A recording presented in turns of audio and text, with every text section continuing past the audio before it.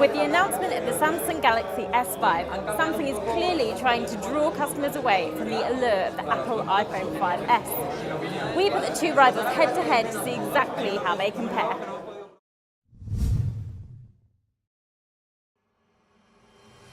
First impressions count, so let's start with the design.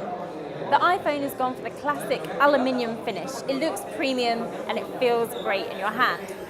Samsung stuck with that plasticky design, but it does look better than before. They've actually gone for a dimpled plastic texture finish and a wider choice of colours than you get with the iPhone. Personally, I prefer the size of the 4-inch iPhone. It fits nicely in my hand, whereas this one is a little bit big for me. But some people might prefer the larger amount of screen real estate that you get here. Apple always celebrates its famed Retina display. It packs in 326 pixels per inch. Samsung actually beats it here with an amazing 415. The thing that people raved about with the iPhone 5S was the fingerprint reader. It lets you unlock the phone as well as make purchases on iTunes and in the App Store.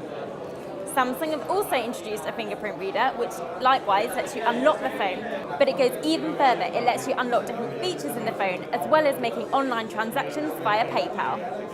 When we tested the iPhone 5S against the predecessor to this, the Samsung S4, the cameras came out pretty similar. The camera on this is 8 megapixels and it takes some great snaps.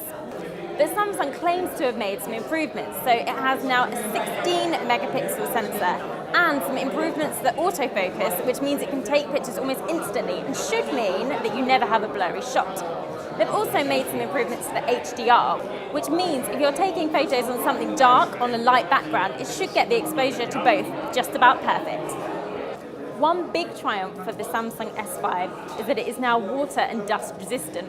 We can tell without even taking these to our labs that beats the iPhone hands down. This should be able to survive a spillage of tea or if you take it out in a heavy downpour. Just as the names are converging, you've got the 5S versus the S5. It's really difficult to tell these two apart. So to tell which one comes out best, we're going to have to get them into our lab, which we will be doing really soon. So check back for full results on the Samsung Galaxy S5 very soon.